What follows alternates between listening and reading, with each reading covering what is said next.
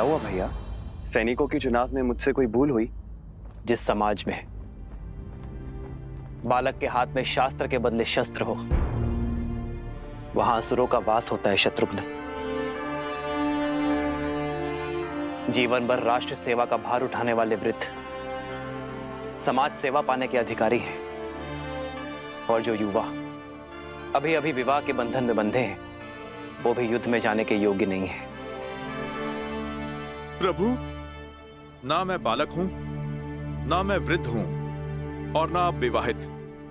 फिर मुझसे राष्ट्र सेवा का सुख क्यों छीन रहे हैं आप?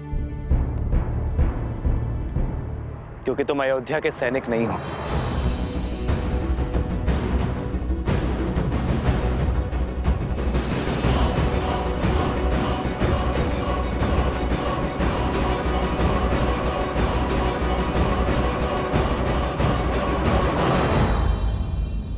क्यों हनुमान?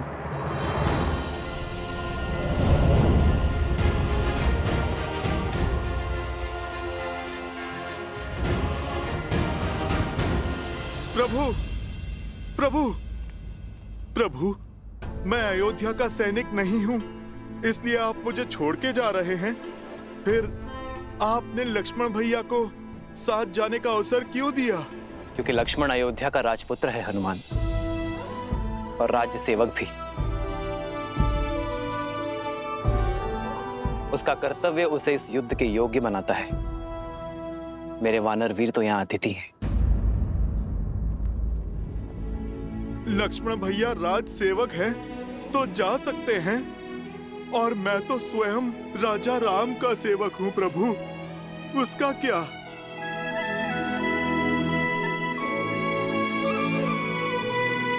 प्रभु, रघुवंशी कभी ना वचन तोड़ते हैं और ना ही भूलते हैं।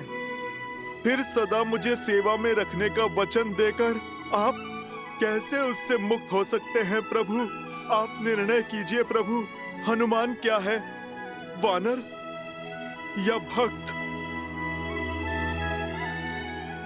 तुम मम प्रिय भरत ही सम भाई कह के गले लगाया आपने, और अब आप प्रभु अतिथि कहकर दूर कर रहे हैं।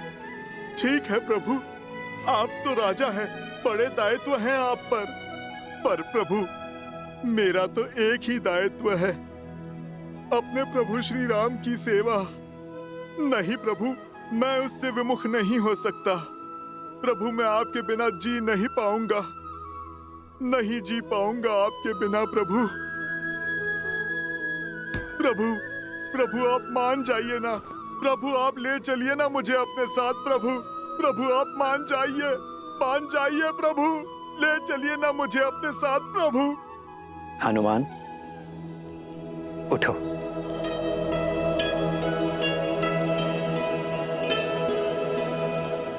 तुम जीत गए हनुमान, मैं हार गया। चलो हमारे साथ, किंतु मेरी एक शर्त है। कैसी शर्त प्रभु? कि तुम शस्त्र नहीं उठाओगे।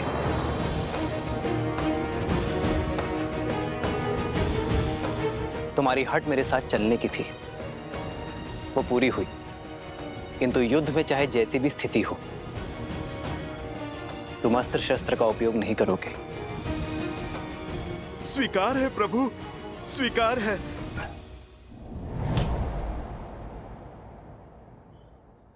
आओ हनुमान।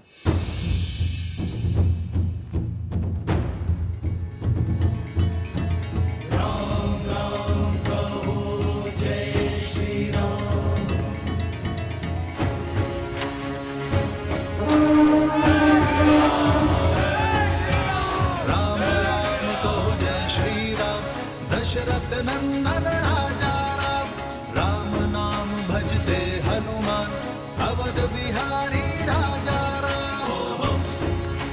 जय श्री राम, जय श्री राम, जय श्री राम, जय श्री राम, जय श्री राम, जय श्री राम, जय श्री राम। राम सत्य में युद्ध पर स्वयं छा रहा है।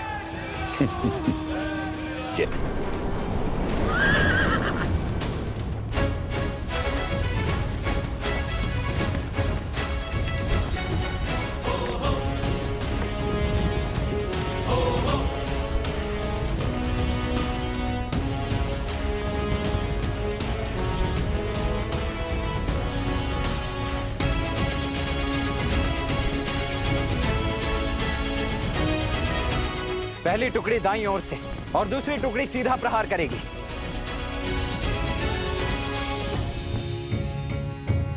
सारथी, रोको।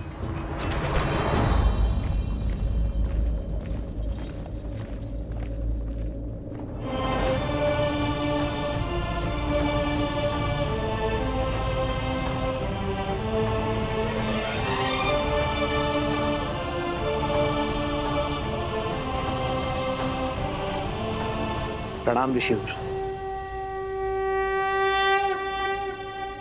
आपका अचानक दर्शन संकेत है कि आप कोई गंभीर निर्देश देना चाहते हैं। निर्देश देने नहीं, दुविधा का निराकरण लेने आया हूं राम। इस युद्ध का नेतृत्व कोई भी कर सकता था, फिर आप अयोध्या छोड़कर क्यों जा रहे हैं? जब मेरा सबसे बड़ा शत्रु नगर के भीतर है, अयोध्या की शांति को ध्वस्त करना चाहता है, तो मुझे अयोध्या में रुकना चाहिए था। यही ना? मेरा शत्रु भी तो यही सोच रहा होगा महर्षि। उसे परास्त करने के लिए ही मैं अयोध्या से बाहर आया हूं। उसका बैर मुझसे है, क्रोध मुझसे है, और जब मैं अयोध्या के बाहर आ गया तो वो भी मेरे पीछे अवश्य आएगा। मैं भास्करण से युद्ध करने जा रहा हूं महर्षि। युद्ध में भले ही भास्करण से करने निकला हूं, किंतु भास्करण और संहार दमन केवल मेरे लिए माध्यम है। सहस्त्र रावण भास्कर्ण का भाई है महर्षि। भास्कर्ण को कष्ट में देखकर उसे भी कष्ट अवश्य होगा। उसका कष्ट सहस्त्र रावण को अवश्य खींच लाएगा। आपके शौर्य पर संदेह नहीं है श्री राम।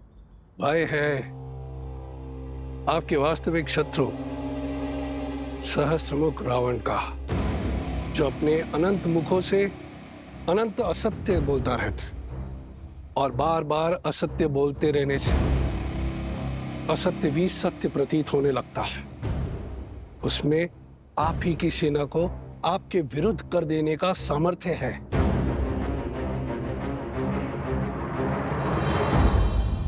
इसीलिए तो सहस्त्र रावण को अयोध्या से दूर खींच लाऊंगा मैं। उसे अकेले ही ललकारूंगा, ताकि वो मेरी अयोध्या में असत्य का विष नहीं घोल पाएगा। और इसमें आपके प्राणों का संकट है। अपनी प्रजा के हित के लिए राम को मृत्यु भी स्वीकार है।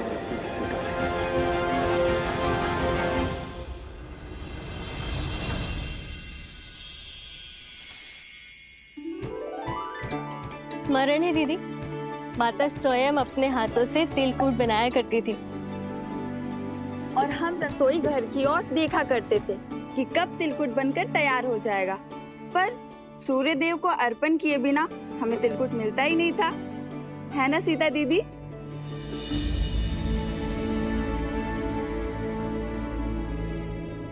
कहाँ खो गई दीदी?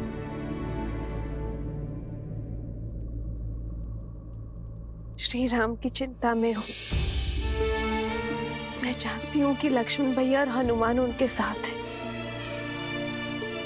किंतु मन है कि मानने को सजी नहीं है। दीदी, ये शुभ दिन हर अशुभ विचार नष्ट कर देगा। आज मकर संक्रांति है। उत्तरायण के दिन सूर्यदेव उत्तर की यात्रा को प्रारंभ करते हैं। पवन ऊर्जा चरम पे होगी। देखिएगा, श्री राम की विजय अवश्य होगी। दीदी, चिंता छोड़ दीजिए और चलिए हम चलकर सूर्य देव से प्रार्थना करते हैं, सब शुभ होगा। आइए।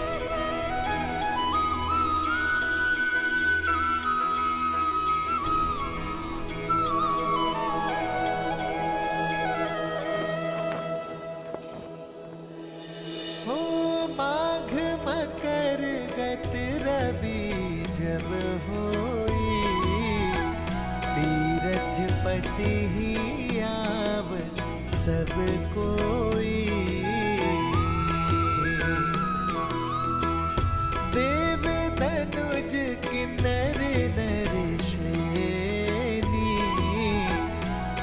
सुंदर मजी सकल त्रिवेणी पूजहि माधव पद जल जाता परसिहि अखया बटु हर्षहि गाता। हे सूर्यदेव, मेरे श्री राम को युद्ध में विजय देना। शीघ्र अतिशीघ्र लौटकर उन्हें परिवार और राज्य की सेवा करने का अवसर दीजिएगा। सुना नहीं क्या क्या बातें हो रही है नगर में? कैसी बातें? लोग आजकल कानाफूसी कर रहे हैं राजा राम और माता सीता के विषय में। हाँ, मेरे पति ने भी मुझे राजमहल की सेवा छोड़ने के लिए निर्देश दे दिया है। क्यों, ऐसा क्या हुआ? क्या बातें कर रहे हैं आप लोग? बोलो, क्या बोल रही थी तुम? जी वो मेरे पति दूसरी पत्नी लाना चाहते हैं और जब मैंने विरोध किया और श्री राम के एक पत्नी व्रत होने पर दुहाई दी, तब उन्होंने क्रोधित होकर कहा कि राजाओं का क्या, वैसे भी श्री राम के प्रेम के आगे उनको कुछ गलत नहीं लगता। वो तो कुछ भी नीति बना सकते हैं। उनको कौन है कहने वाला? सामर्थ्य को दोष और स्वर्ण को दाग नहीं लगता। पर हमें राजाओं की चाल पर नहीं चलना और कहा कि महल के वातावरण से मेरा मन दूषित हो जाएगा। कैसा दाग और किस पर लगा है? वो तो नहीं बताया। आने दो श्री राम जी को। जब ये प्रश्न राजसभा में सबके सामने पूछा जाएगा, तब हर रहस्य से आवरण हटाना ही पड़ेगा। मानवी, श्रुतकीर्ति,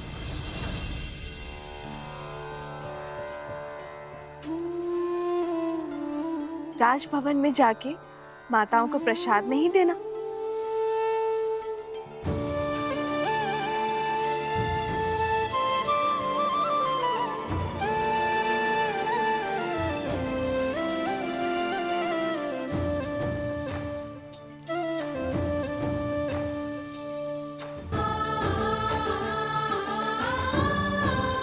कितनी शुद्ध और सरल है देवी सीता।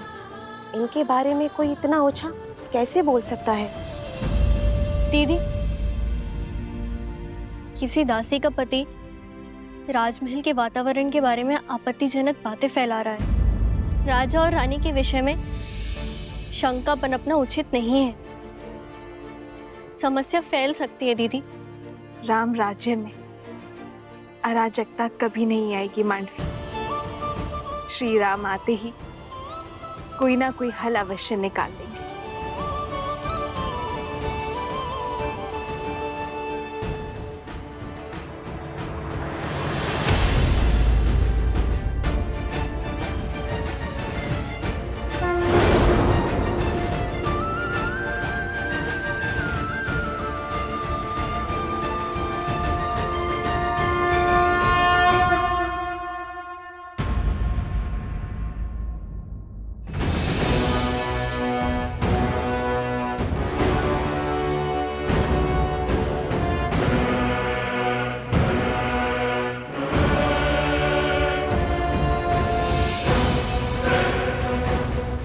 भास्कर्ण, आक्रमण से पूर्व अवसर दे रहा हूं।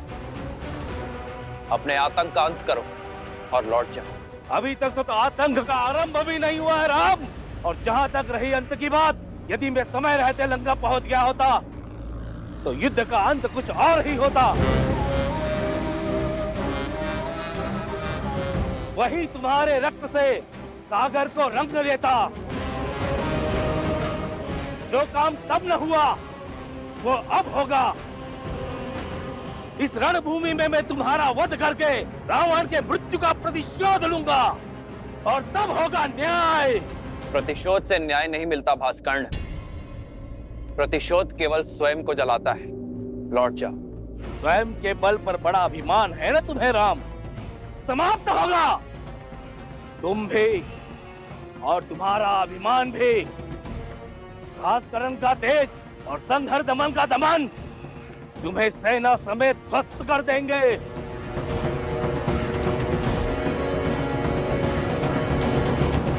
लक्ष्मण, मैं भास्कर्ण का सामना करूंगा।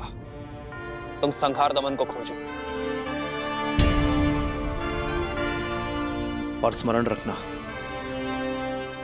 वो उभयचर है।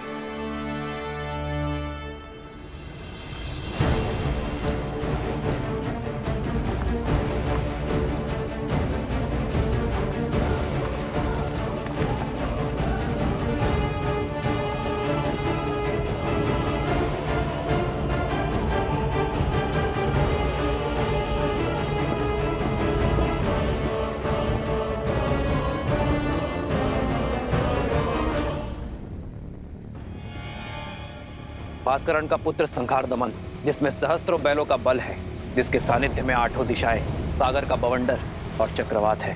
साथ ही वो उभयचर भी है, जो जितनी सरलता से थल पर रह सकता है, उतनी ही सहजता से जल में भी जी सकता है।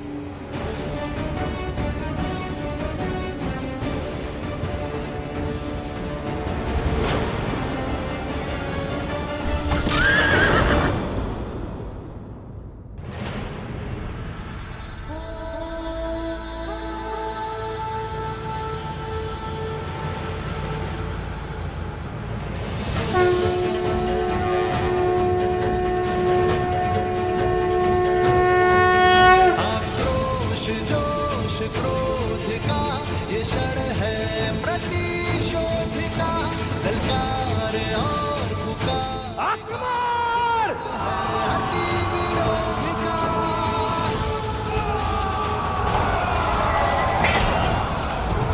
भास्करण, श्री राम रण की सावधान।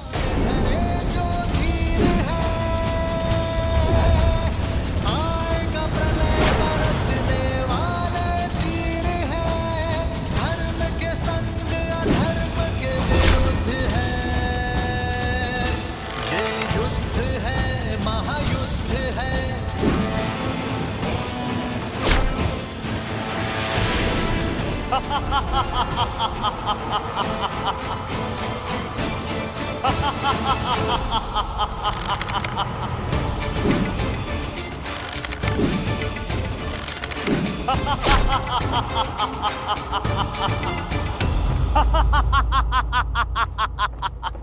बस राम, बाण क्या, ब्रह्मास्त्र चला दो।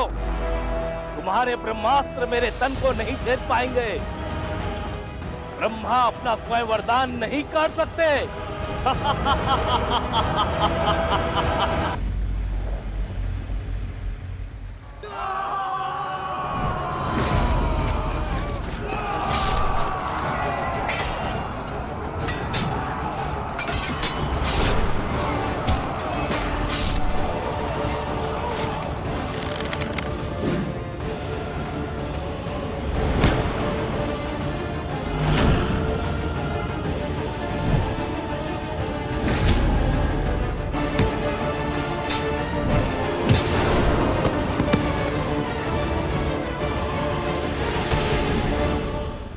बताओ, कहाँ है संहार दमन?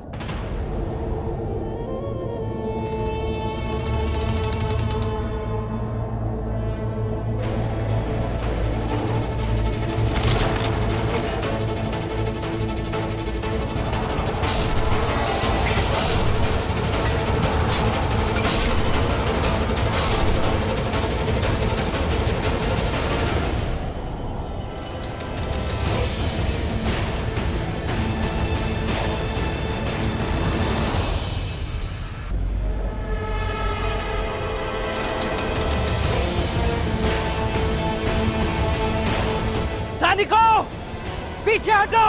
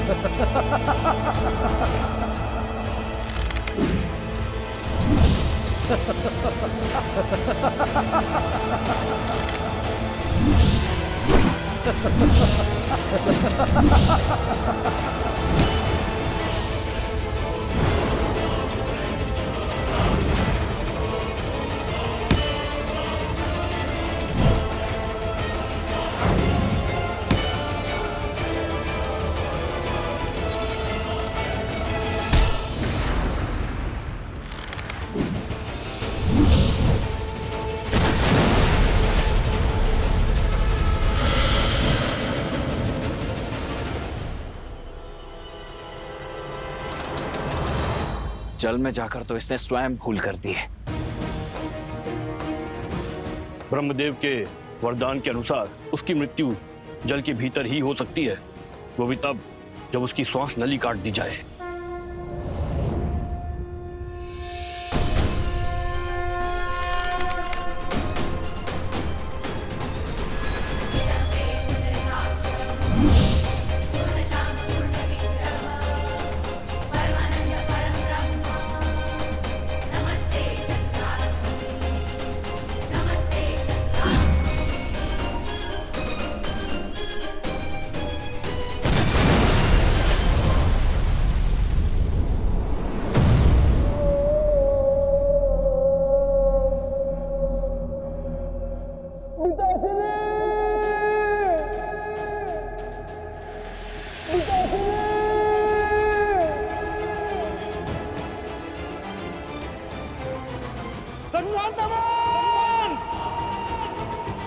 भास्कर्ण, जो भूल रावण ने की थी वो तुम मत करो। अपने पुत्र की मृत्यु से शिक्षा लो, अपना प्रतिशोध भूलो और लौट जाओ।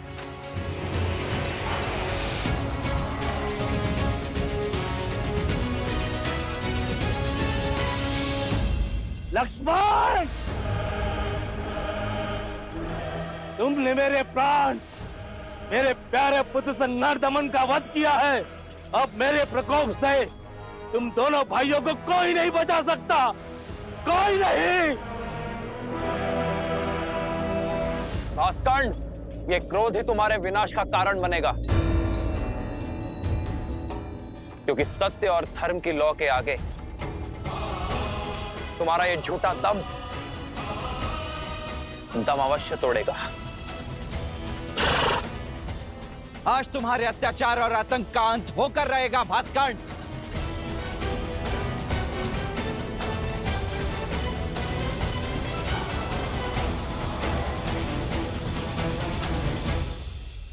पवन पुत्र, तुम्हें अस्त्र नहीं उठाने हैं, किंतु इसके मर्दन के लिए तुम्हारी ही आवश्यकता होगी।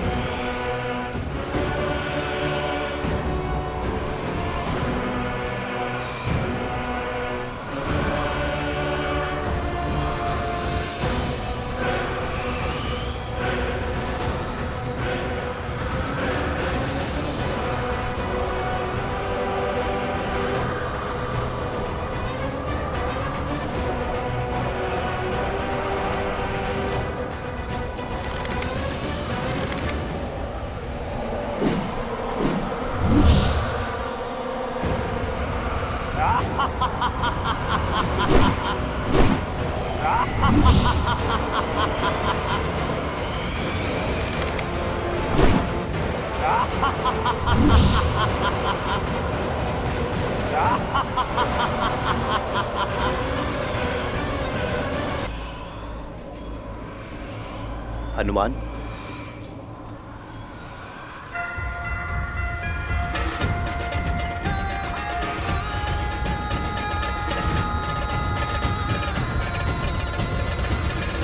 पिताश्री वायुदेव प्रकट हो।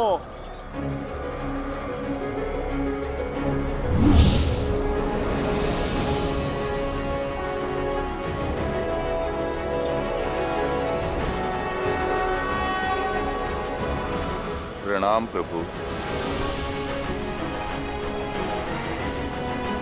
कैसे स्मरण किया पुत्र? पिताश्री, राम काज में आपकी सहायता की आवश्यकता है। मैं कुछ क्षण के लिए आपको अपने अंदर बसाना चाहता हूँ।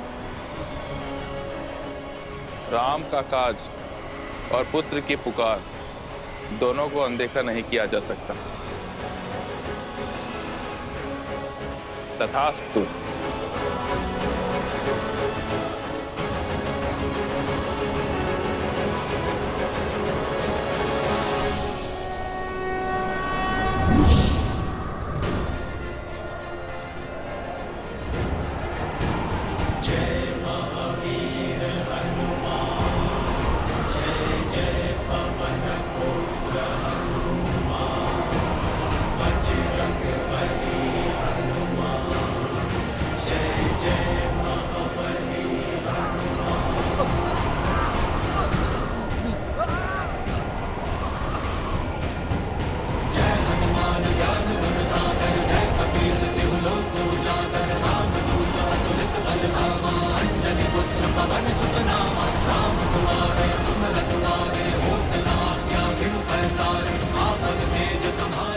भैया, यदि हमने और देरी दिखाई तो कदाचित हम सभी का अंत हो जाएगा। इससे पूर्व की कुछ अनर्थ आपको इसका संहार करना ही होगा। लक्ष्मण, वायु अब भास्करण्य के संपर्क में नहीं है, किंतु वो धरा पर अब भी खड़ा है। जब तक वो युद्ध भूमि पर होगा, उसका अंत असंभव है लक्ष्मण।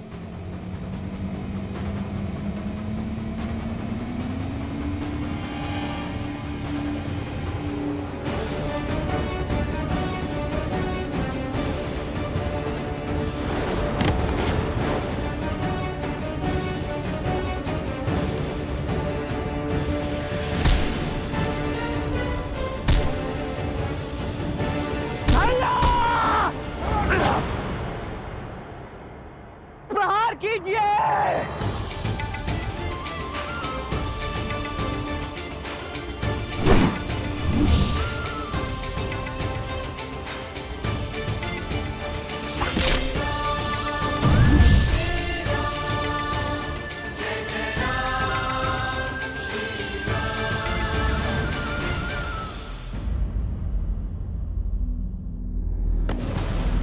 लक्ष्मण,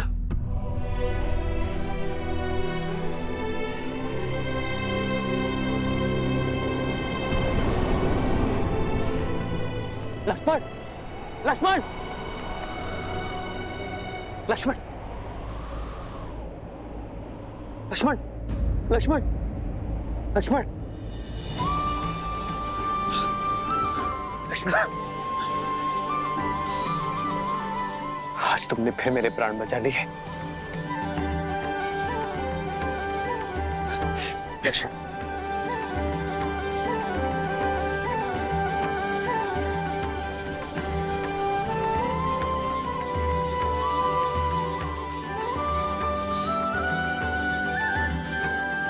भैया, आपकी विजय के लिए तो मृत्यु से पराजय भी मेरे लिए परम विजय है।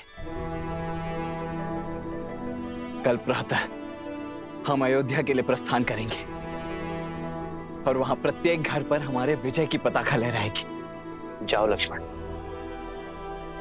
अब सेना से भी निश्चिंत होकर विश्राम करने को कहो। जो आज्ञा भैया।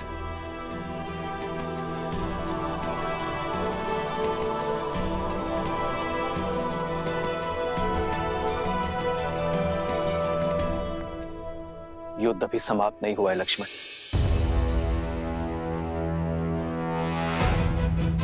युद्ध तो अब आरंभ होगा, वो युद्ध जिसे लड़ने के लिए मैं अयोध्या से इतनी दूर आया।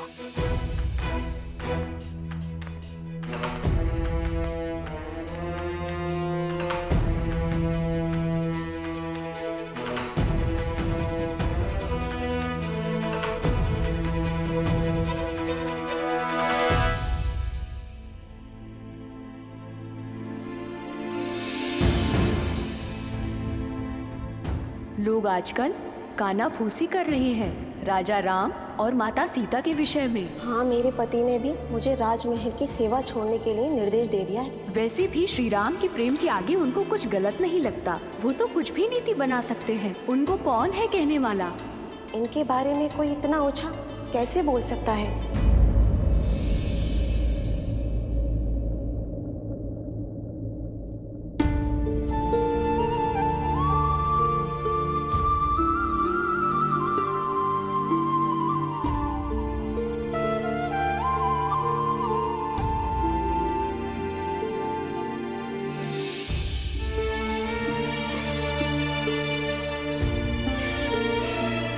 सीता कभी चिंतित हो ही नहीं सकती आज, परंतु एक होने वाली माँ का स्वप्न बिगड़ जाने का शोक अवश्य है।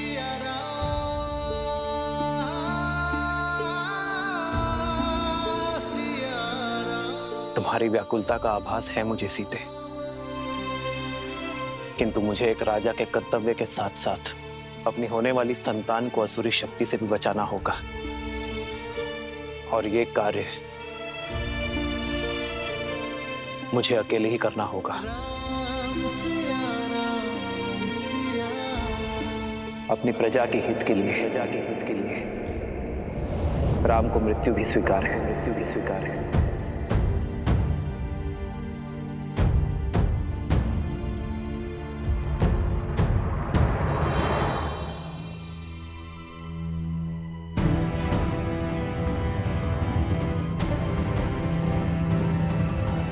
इतनी रात्रि में धनुष लेकर प्रभु अकेले कहाँ पे जा रहे हैं?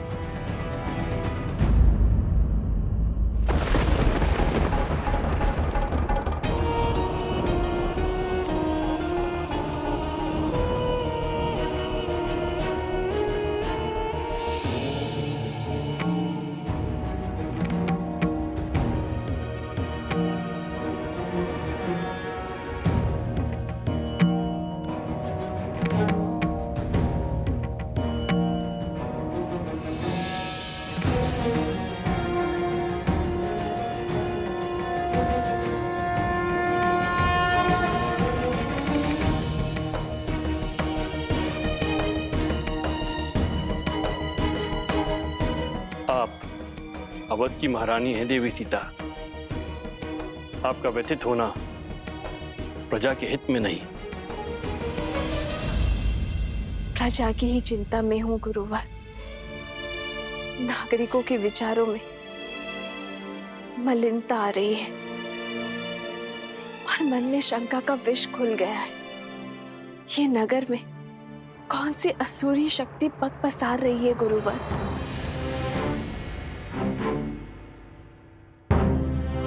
मनुष्य की प्रकृति ही अस्थिर होती है देवी।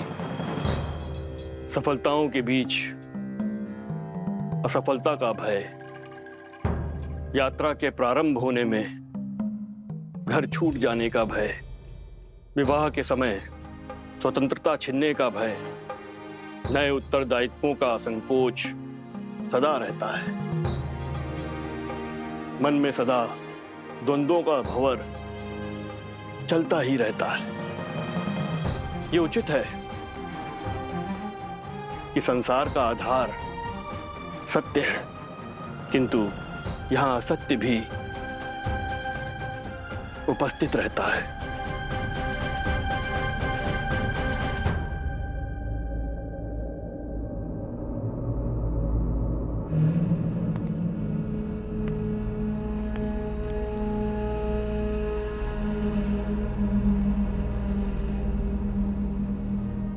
मैं ललकारता हूं सहस्त्र मुख रावण, सामने आओ।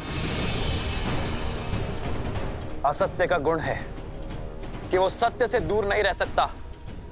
मैं जानता था तुम मेरे पीछे अवश्य आओगे।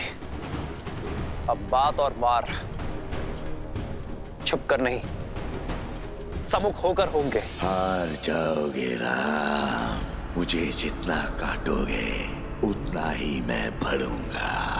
हार जाओगे, पराजय स्वीकारो। छिपने का कोई लाभ नहीं सहस्त्रमुख रावण। राम, मुझे जितना काटोगे उतना ही मैं बढ़ूंगा। हार जाओगे, पराजय स्वीकारो।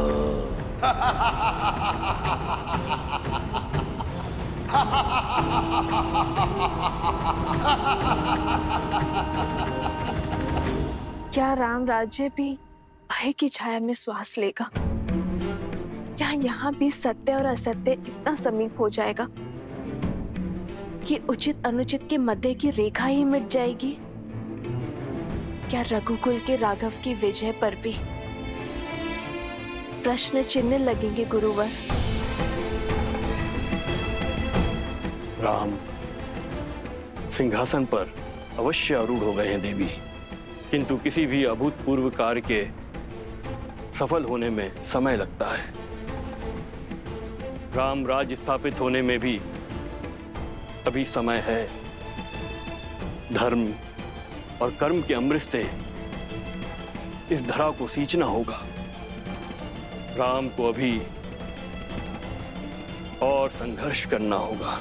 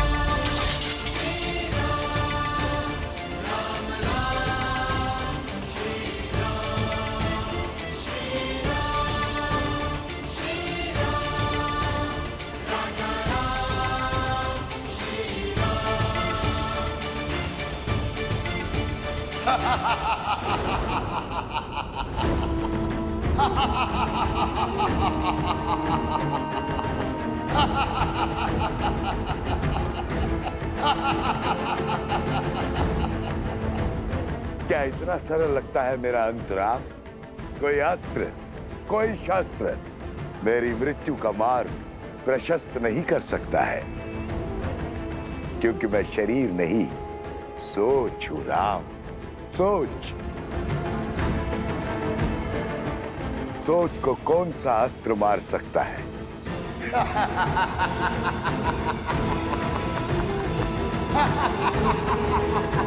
पूरी शक्ति को नहीं हरा सकते गुरुवर।